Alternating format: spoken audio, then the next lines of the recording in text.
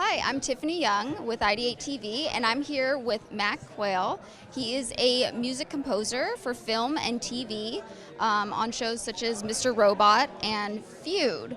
Can you tell us how you got into music? When did you know that you had a career in music? My first musical endeavor was being in the church choir when I was 6.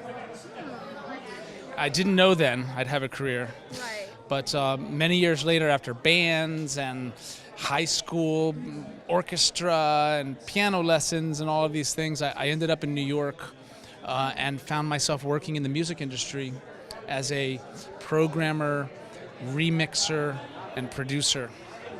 Interesting. So you took an interest on that side as soon as you went to New York. So being like a musician, what was it like when you realized that you liked doing remixes and all that stuff? Yeah, it wasn't something that I chose. I couldn't imagine that I was gonna. I grew up in Virginia, and now all of a sudden I'm like right in the center of the dance music scene in New York City. But I found that I really enjoyed it, and I was working with DJs, people that were really experienced with that type of music, and we got along great, and it turned into a nice little career for me there. Right. Do you have any mentors that you can recall that helped direct your path?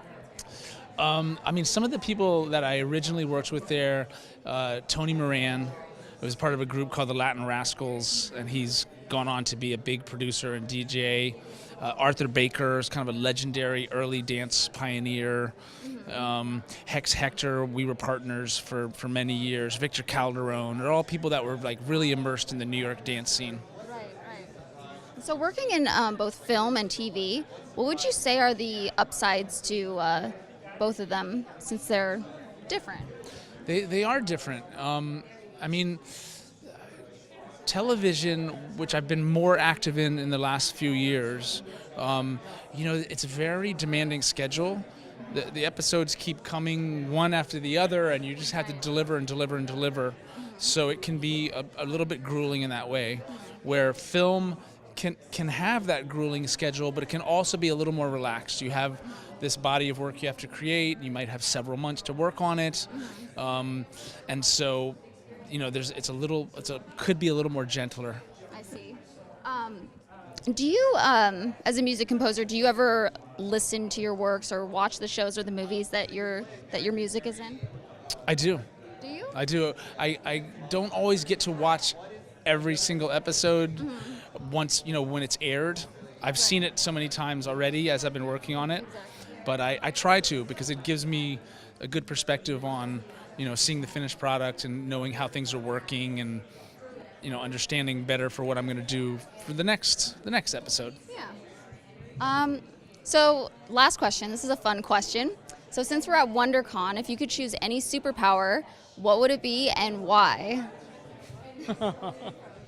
Okay, that superpower would be that just using my mind, I could create music in my studio without having to actually push any buttons or play any instruments, but I could just use my mind and create any sound that I want.